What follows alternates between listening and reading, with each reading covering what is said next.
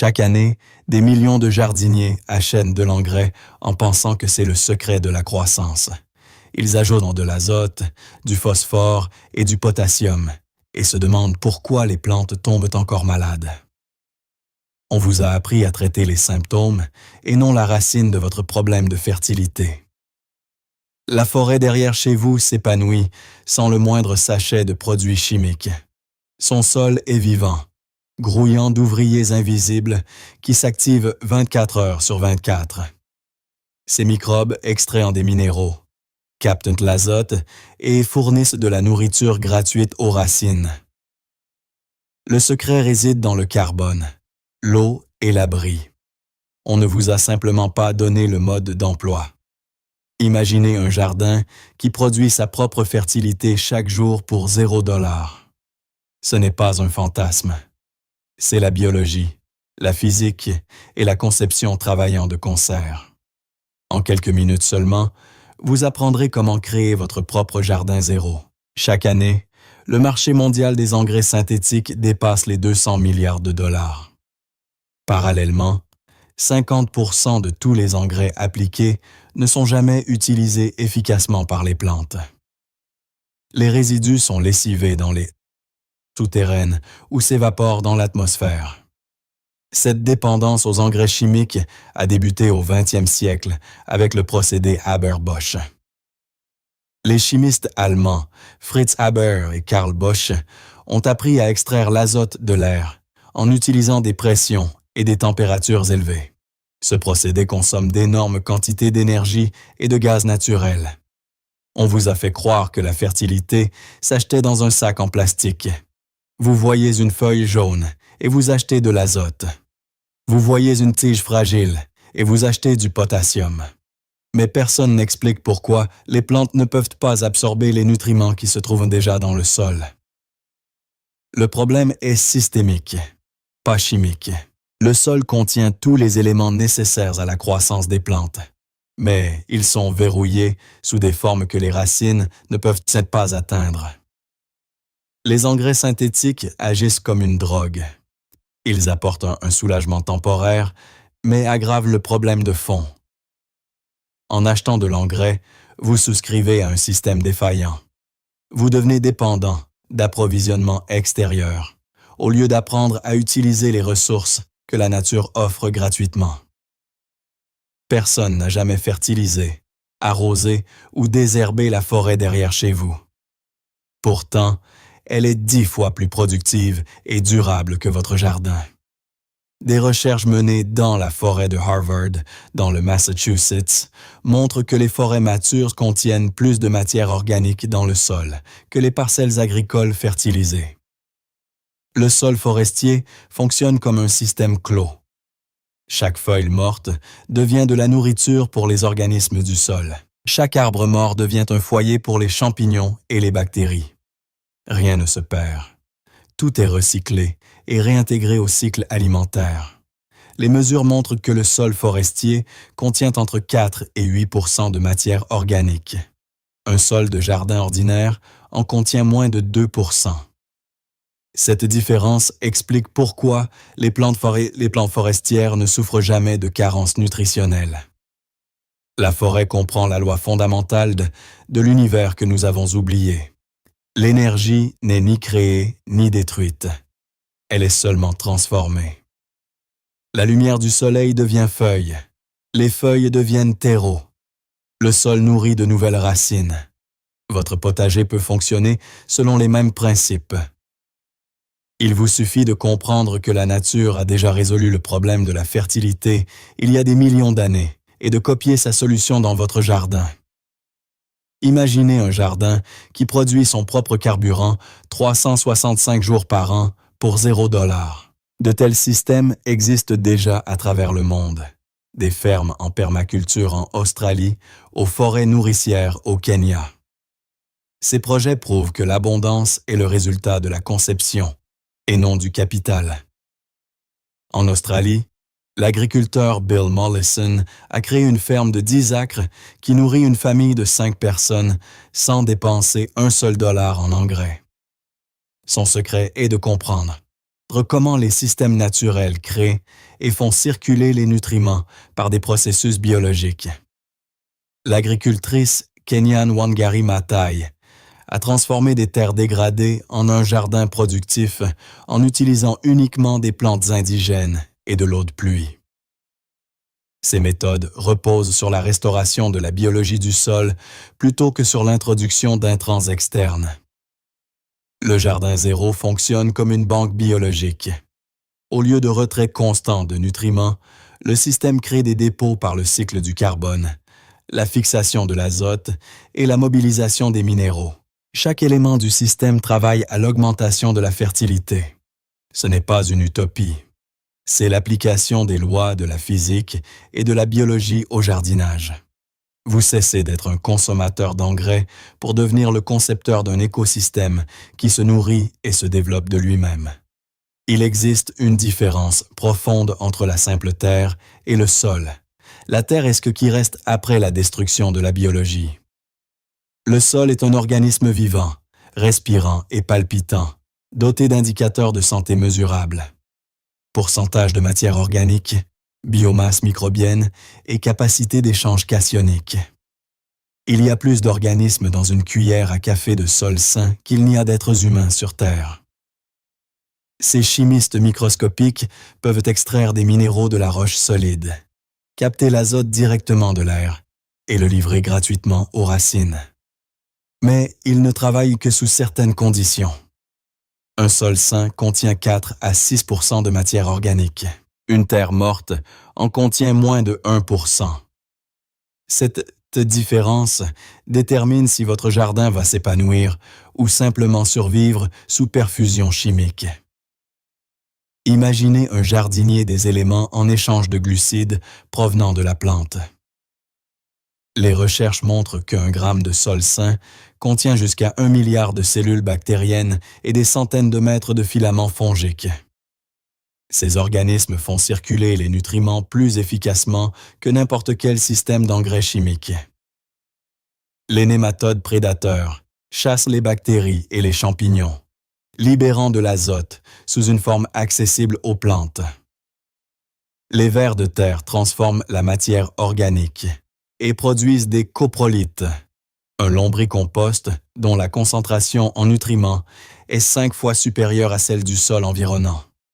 Lorsque vous appliquez des engrais synthétiques, vous perturbez cette usine biologique. Les fortes concentrations de sel tuent les micro-organismes bénéfiques et le sol perd sa capacité à nourrir les plantes de manière autonome. Restaurer le microbiome prend du temps et nécessite une nutrition adéquate pour la biologie du sol. Les micro-organismes du sol travaillent comme les employés d'une entreprise de haute technologie, mais la plupart des jardiniers ignorent même leur existence.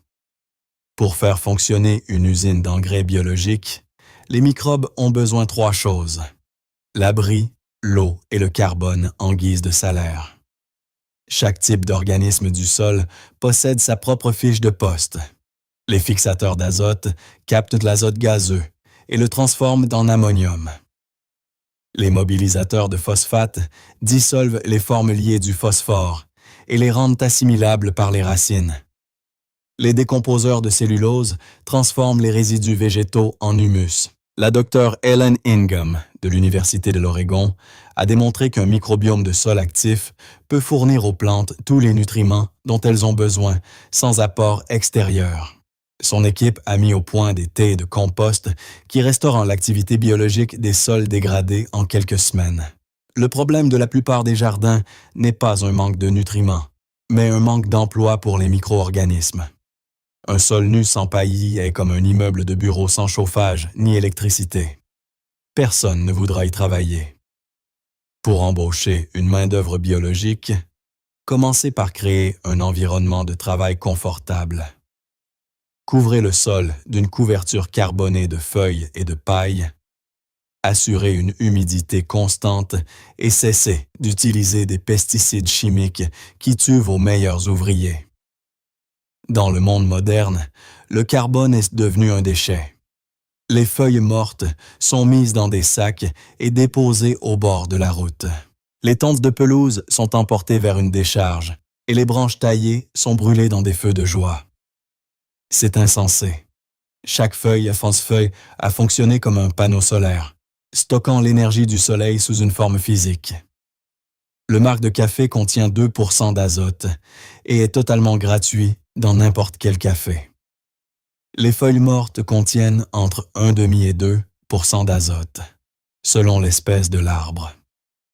Les copeaux de bois contiennent entre 0,1 et 0,3% d'azote et se décomposent lentement, fournissant une nutrition à long terme au sol. Des études sur le compostage montrent qu'un mélange de feuilles et de marcs de café dans un rapport de 10:1 se décompose en 6 mois et produit un compost dont la teneur en azote est de 3%. C'est comparable à des engrais organiques coûteux qui coûtent 50 $ le sac. L'arboriste Jim McDonald de Portland retire chaque jour des tonnes de copeaux de bois des propriétés de la ville. Au lieu de payer pour l'élimination, il livre gratuitement le matériau aux jardiniers via l'application Chip Drop. Un seul appel et votre jardin reçoit un chargement complet de paillis sélectionnés.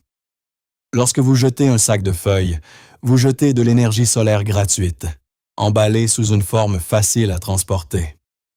Ces feuilles pourraient nourrir votre sol tout au long de l'hiver prochain, mais au lieu de cela, elles pourrissent dans la décharge, produisant du méthane.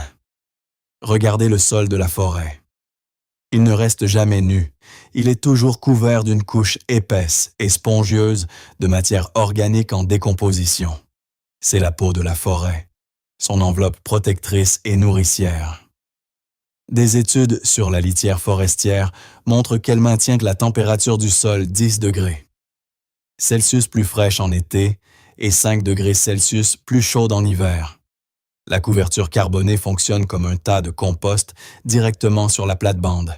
Lorsque la pluie tombe sur une couche de paillis de 25 cm d'épaisseur, un thé nutritif se forme et s'infiltre lentement dans le sol. La concentration de nutriments dissous dans une telle solution atteint 500 parties par million. La jardinière Maria Gonzalez, de Californie, a recouvert son jardin d'une couche de feuilles de 30 cm d'épaisseur à l'automne 2001. Au printemps 2011, le sol sous le paillis regorgeait de vers de terre, et la teneur en matière organique est passée de 2 à 5% en une seule saison. Le paillis de feuilles se décompose à des rythmes différents selon le type d'arbre. Les feuilles de chêne et de hêtre se décomposent lentement, offrant une protection pendant 2 ans. Les feuilles d'érable et de peuplier pourrissent en une saison, libérant rapidement leurs nutriments. Sous la couverture carbonée, le sol se transforme en un système d'arrosage et de nutrition autorégulé. Vous n'êtes plus en train de sauver un navire en perdition. Vous chargez une batterie biologique qui nourrira les plantes pendant des mois sans votre intervention.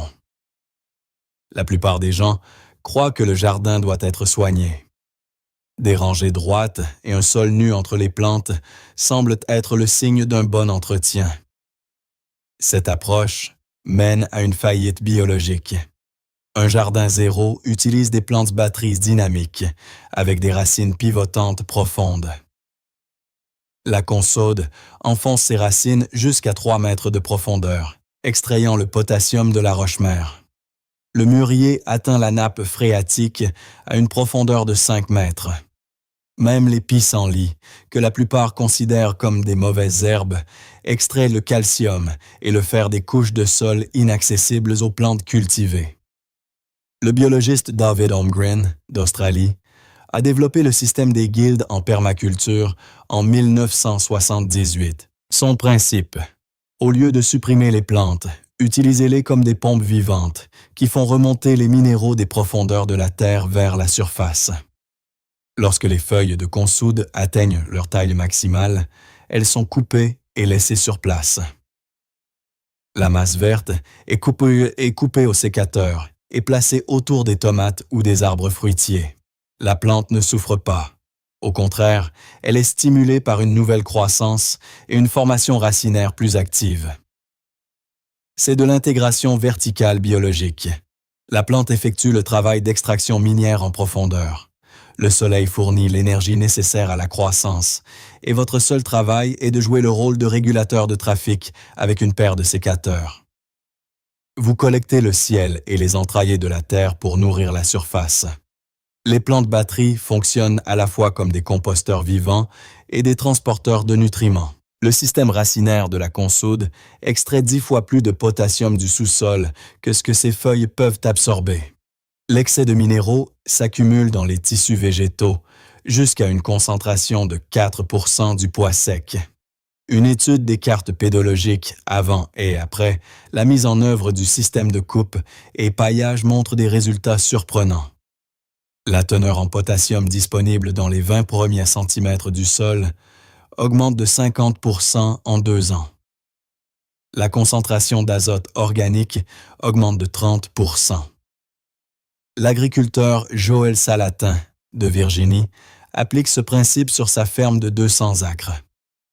Ses vaches paissent selon un système de pâturage tournant, et l'herbe qu'elle coupe est laissée sur le champ comme paillis. Sur 20 ans, la teneur en matière organique du sol est passée de 1 à 6%. Lorsque les racines de consoude meurent après la coupe des parties aériennes, elles laissent dans le sol des canaux pouvant atteindre 5 mm de diamètre. Ces canaux sont remplis d'exsudats racinaires riches en carbone et en minéraux. Des conditions idéales sont ainsi créées pour le développement des mycorhizes et de la faune du sol. Le système s'autorégule sans votre intervention. Les plantes poussent là où elles se sentent bien, extrayant précisément les éléments qui manquent dans la couche superficielle et les déposant exactement dans la zone racinaire de vos cultures, grâce au processus naturel de croissance et de décomposition. L'azote est le carburant du jardin. Il rend les plantes vertes et garantit une croissance explosive. C'est aussi l'élément le plus coûteux du sac d'engrais. Chaque bouffée d'air que vous respirez est composée à 78% d'azote, mais les plantes ne peuvent pas l'utiliser sous forme gazeuse. La nature a résolu le problème de l'azote il y a des millions d'années grâce à la symbiose. Les légumineuses, les haricots, les pois, le trèfle, la vesse ont conclu un accord avec les bactéries Rhizobiums. La plante donne à la bactérie du sucre issu de la photosynthèse. La bactérie fixe l'azote atmosphérique et le transfère aux racines. Des études de l'USDA montrent qu'un hectare de trèfle fixe jusqu'à 200 kg d'azote, 6 kg d'azote par an. Cela équivaut à l'application de 400 kg d'urée coûtant 800 $. La différence est que l'azote biologique est libéré progressivement et n'est pas emporté par la pluie. Dans un jardin zéro, les cultures ne sont jamais plantées de manière isolée. Des guildes de plantes sont créées. Le maïs pousse avec des haricots à la base de la tige. Le pommier est entouré de trèfles. Chaque fixateur d'azote agit comme un chargeur pour les plantes voisines. Lorsque vous taillez un arbuste fixateur d'azote, une partie de ses racines meurt en réaction au stress. Les racines mortes libèrent une bombe d'azote directement dans le sol, dans la zone racinaire des plantes compagnes. C'est un engrais ciblé qu'aucun produit chimique liquide ne peut égaler. Les plantes compagnes travaillent en équipe pour maximiser l'absorption des nutriments. Le classique des 3 sœurs, le maïs, les haricots et la courge, est utilisé par les Amérindiens depuis plus de 1000 ans. Le maïs sert de support aux haricots. Les haricots fixent l'azote pour les 3. Et la citrouille, avec ses larges feuilles, ombrage le sol et retient l'humidité. Un arbre fruitier, avec une plantation de trèfle, crée un système de nutrition idéal. Le trèfle fixe jusqu'à 150 kg d'azote par hectare par an et le libère. Les larges feuilles de l'arbre protègent le trèfle du soleil brûlant en été. Le Dr Martin Crawford du Devon Forest Center a créé une forêt comestible de 700 espèces végétales sans un seul gramme d'engrais synthétique. Son système est basé sur le principe de la nutrition mutuelle. Chaque plante reçoit quelque chose de ses voisins et donne quelque chose en retour. La consoude sous le pommier extrait le potassium à une profondeur de 3 mètres et le donne à l'arbre par la litière de feuilles. L'ortie accumule le fer et le silicium du sous-sol. Quand elle meurt à l'automne, ces éléments deviennent disponibles pour les racines de surface des cultures fruitières. Le système de Guild fonctionne comme une usine d'engrais biologiques avec plusieurs ateliers. Atelier azote, les légumineuses, atelier potassium, la consoude, atelier phosphore, les champignons mycorhiziens. Les produits finis sont livrés exactement à l'adresse sans frais de transport. Toute activité biologique s'arrête sans honneur. Les bactéries ne peuvent pas nager dans la poussière sèche et les champignons ne peuvent pas étendre leur hyphe dans un sol sec. Si le sol est sec, votre usine d'engrais est fermée pour la saison. C'est pourquoi des fossés de rétention d'eau, des baissières, sont construits. Une baissière est une simple tranchée creusée le long de la courbe de niveau d'une pente à un seul niveau. Quand il pleut, l'eau ne s'écoule pas du site en emportant la couche arable et les nutriments. Au lieu de cela, le fossé piège l'eau et la fait s'infiltrer lentement dans le sol. Des études sur la rétention d'eau montrent qu'une baissière bien construite de 60 cm de profondeur crée un panache hydraulique d'humidité qui s'étend sous terre jusqu'à 20 mètres. Le sol reste humide pendant des semaines après la pluie. L'ingénieur hydrologue Brad Lancaster de l'Arizona a transformé une parcelle désertique en un jardin productif en utilisant uniquement l'eau de pluie et un système de baissière. Pendant 10 ans, une pluviométrie annuelle de 400 mm a fourni une récolte de légumes et de fruits pour une famille de 4 personnes. Une humidité constante permet aux vers de rester près de la surface où la matière organique est concentrée. Des micro-organismes actifs travaillent 24 heures sur 24 pour transformer le paillis en nutriments disponibles pour les plantes. Vous avez créé un microclimat tropical, même au milieu de la sécheresse. Le Jardin Zéro fonctionne selon le calendrier saisonnier de l'activité biologique. En hiver, quand les autres jardiniers se reposent, vous compostez sur place. Les déchets de cuisine, les restes azotés et les rognures sont enterrés directement sous le paillis. Les vers, protégés par une couverture de carbone, traitent la matière organique tout au long de l'hiver. La température du sol, sous une couche de paillis de 30 cm d'épaisseur, reste 5 degrés au-dessus de la température de l'air. L'activité microbienne continue même avec de légères gelées. Au printemps, une énorme banque d'engrais pré-traités s'accumule sous le paillis. Au printemps, le sol s'éveille avec une réserve massive d'azote biodisponible. Les cultures de couverture de légumineuses commencent la nodulation, la formation de nodules contenant des bactéries fixatrices d'azote. La libération de l'azote biologique coïncide avec le début de la montée de sève dans les arbres fruitiers. Pendant l'été, le système Chop and Drop atteint ses performances maximales. La consoude est coupée toutes les 6 semaines pour fournir un apport continu de potassium aux tomates. Les baissières maintiennent le sol profond frais et humide, empêchant le flétrissement des plantes à la mi-journée. En automne, vous récoltez les cultures, mais vous n'enlevez pas les déchets. Les racines de ces sous-cols des haricots sont laissées en terre pour pourrir et libérer l'azote accumulé. Les tiges mortes deviennent la couche suivante de paillis.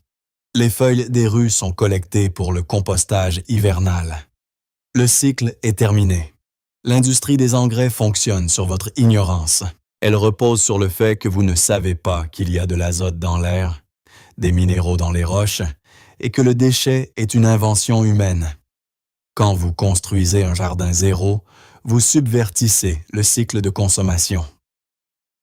Des exemples historiques prouvent que la viabilité d'une agriculture sans intrants. Les jardins-forêts d'Afrique de l'Ouest ont nourri des tribus entières pendant des milliers d'années sans un seul sac d'engrais. Les rizières en terrasses de Chine ont produit des récoltes en continu pendant 2000 ans, en utilisant uniquement les cycles biologiques des nutriments. Un sac d'engrais est un investissement sans issue. Il produit une récolte aujourd'hui, mais laisse un sol plus pauvre demain. Un système biologique est un investissement à long terme. Chaque année de cette pratique rend le sol plus noir, les vers de terre plus nombreux et les plantes peuvent être plus résilientes. Après 5 ans, le système est si puissant qu'il nécessite un apport minimal de la part du jardinier. Vous passez du statut d'agriculteur actif à celui de chef d'un orchestre qui joue tout seul. Le sol travaille pour vous, et non l'inverse. Vous n'avez pas besoin de $100, ni même de 10. Il suffit d'une pelle, de gants et de l'humilité face au fait que la nature est un meilleur jardinier que vous ne le serez jamais. Arrêtez de combattre les mauvaises herbes et comprenez ce qu'elles disent sur la santé du sol. Sur 5 ans d'utilisation de techniques sans labour, la teneur en matière organique du sol passe de 2 à 7%. La densité de vers de terre augmente de 50 à 300 individus par mètre carré. Ces indicateurs mesurables reflètent la transformation fondamentale de l'écosystème du sol. Les plantes dans des jardins sans labour mature font preuve d'une tolérance étonnante à la sécheresse. Les recherches montrent que les tomates dans un sol biologiquement actif tolèrent le manque d'arrosage pendant 20 jours de plus que leurs homologues cultivés avec des engrais chimiques. Le système racinaire profond et la symbiose avec les mycorhizes permettent d'accéder à l'humidité à 1 mètre de profondeur. Le jardinier Robert Hart, en Angleterre, a transformé une parcelle abandonnée en un jardin-forêt productif en 30 ans sans dépenser une seule livre en engrais. À la fin de l'expérience, son sol contenait 8% de matière organique, un niveau typique des forêts vierges. Les bénéfices économiques s'accumulent année après année. La première saison demande du temps pour collecter le paillis et planter des fixateurs d'azote. La deuxième année apporte une amélioration notable de la structure du sol. Dès la troisième année, les coûts d'engrais sont complètement éliminés du budget. Le sol prend une couleur brun foncé, presque noire, en raison de sa forte teneur en humus. Il sent la forêt, pas les produits chimiques. Lorsqu'on le presse dans la main, il se forme une motte qui s'effrite facilement, signe d'une structure idéale pour la respiration des racines et la perméabilité à l'eau. Le jardin sans labour sur 12 mois transforme le jardinage d'une lutte contre la nature en un partenariat avec l'écosystème. Vous cessez de voir les insectes comme des ennemis et commencez à comprendre qu'ils forment une équipe de nettoyage pour les plantes affaiblies. Les plantes saines, dans un sol vivant, souffrent rarement de parasites graves. L'observation devient une pratique quotidienne. Le matin, vous remarquez comment une coccinelle chasse les pucerons près des jeunes pousses de groseilliers. Pendant la journée, observez les abeilles récolter le nectar des fleurs de facélie plantées spécifiquement pour attirer les pollinisateurs. Le soir, vous voyez comment les limaces n'attaquent que les plantes suralimentées en azote. Les mauvaises herbes passent du statut de problème à celui d'outil de diagnostic. Le plantain indique un sol compacté. L'ortie signale un excès d'azote. La prêle pousse dans les zones acides. Au lieu de combattre les symptômes, vous corrigez les causes en modifiant les conditions du sol. Chaque plante sur le site remplit une fonction spécifique dans l'écosystème. Le souci repousse les nématodes des racines de tomates. La capucine sert de piège pour le doryphore. L'aneth attire les guêpes prédatrices qui contrôlent les chenilles du chou. Après quelques années, vous réalisez que vous ne gérez pas le jardin. Vous faites partie du jardin. Vos mains sont devenues un outil que la terre utilise pour sa propre prospérité. La frontière entre le jardinier et l'écosystème s'estompe. Votre première étape n'est pas d'aller au magasin pour acheter de l'engrais. Allez jusqu'au trottoir et regardez les déchets autour de vous avec un œil neuf. Chaque sac de feuilles chez votre voisin est de l'énergie solaire emballée que vous pouvez récupérer gratuitement. Creusez un petit fossé de 2 mètres de long et 30 cm de profondeur. C'est votre première noue qui montrera comment fonctionne le principe de rétention d'eau. Après la prochaine pluie, le sol dans le fossé restera humide une semaine de plus qu'aux alentours. Plantez une légumineuse, des haricots, des pois ou du trèfle. Après un mois, déterrez soigneusement la racine et cherchez de petits nodules blancs. Ce sont des usines d'azote qui fonctionnent gratuitement 24 heures sur 24. Vous verrez de vos propres yeux comment la nature produit des engrais. Récupérez une brouette de feuilles mortes et étalez-les en une couche de 20 cm sur une planche de culture de 3 mètres carrés. Après une semaine, soulevez le bord du paillis et comptez les vers de terre. Comparez leur nombre avec celui de la zone de terre nue à proximité. La révolution commence dans le sol, et le sol vous attend. En un seul automne, vous pouvez jeter les bases d'un système qui nourrira votre jardin pendant des décennies sans dépenser un seul dollar en engrais chimiques. La nature connaît déjà toutes les réponses. Donnez-lui simplement l'opportunité de vous enseigner.